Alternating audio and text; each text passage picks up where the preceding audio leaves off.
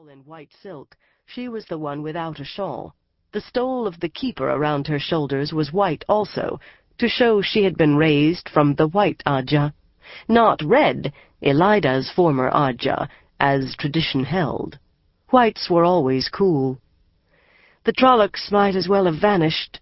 The entire blight seems quiet enough for 2 farmers and a novice to guard. Teslin's bony fingers shuffled papers on her lap, though she did not look at them. One of 4 red sisters there, more than any other Ajah, she ran Elida a close second for severity, though no one had ever thought her beautiful. "Better, perhaps, if it did no be so quiet," Teslin said, her Ilianer accent strong.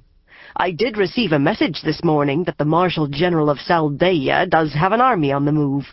No toward the Blight, but in the opposite direction, south and east. He would no ever have done that if the Blight did no seem to be asleep." Then word of Mazrim Taim is seeping out. Alviarin could have been discussing the weather or the price of carpets instead of a potential disaster. Much effort had gone into capturing Taim, and as much into hiding his escape. No good to the tower if the world learned they could not hold on to a false dragon once he was taken. And it seems that Queen Tenobia or Davram Bashir, or both, thinks we cannot be trusted to deal with him again. Dead quiet fell at the mention of Taim.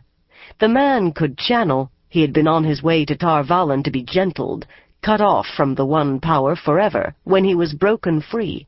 Yet that was not what curbed tongues. Once the existence of a man able to channel the one power had been the deepest anathema. Hunting such men down was the main reason of existence for the Red, and every Ajah helped as it could.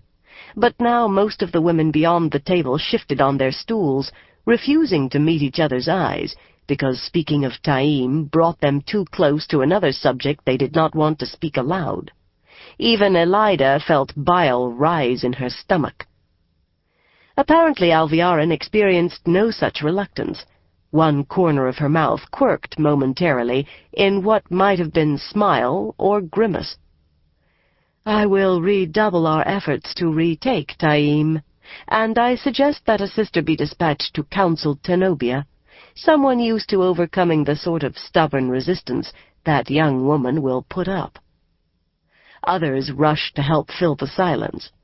Jolene shifted her green-fringed shawl on slender shoulders and smiled, though it seemed a bit forced. "Yes, she needs an Aes Sedai at her shoulder, someone able to handle Bashir. He has excessive influence with Tenobia. He must move his army back where it can be used if the Blight wakes up." Too much bosom showed in the gap of her shawl, and her pale green silk was too snug, too clinging, and she smiled too much for Elida's liking, especially at men. Greens always did. "The last thing we need now is another army on the march," Shemarin, the Yellow Sister, said quickly.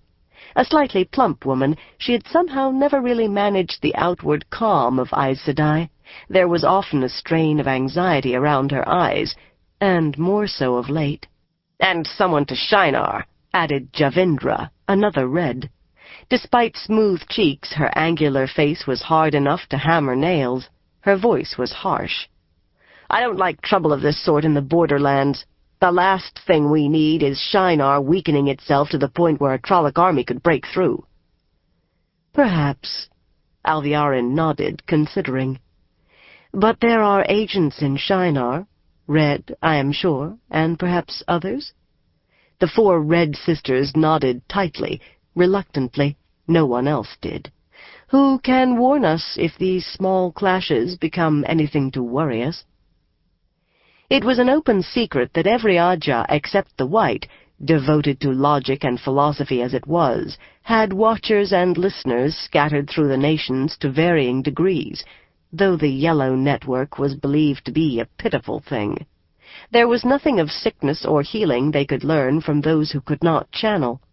Some individual sisters had their own eyes and ears, though perhaps even more closely guarded than agents of the Ajahs.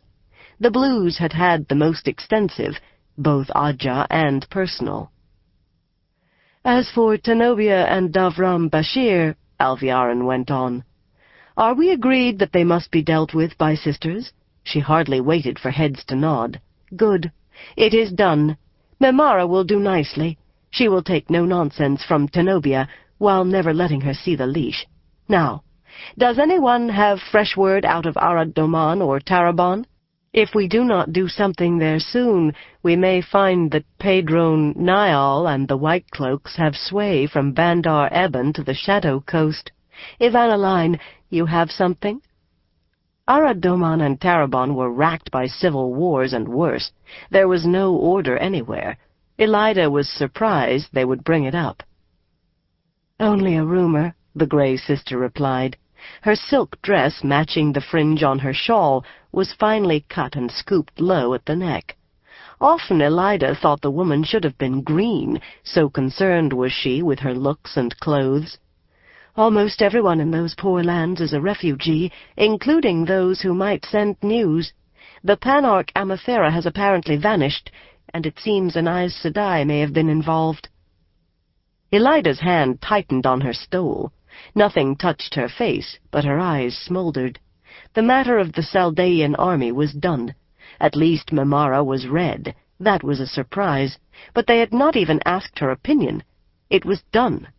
The startling possibility that an Aes Sedai was involved in the disappearance of the Panarch, if this was not another of the 1,000 improbable tales that drifted from the western coast, could not take Elida's mind from that.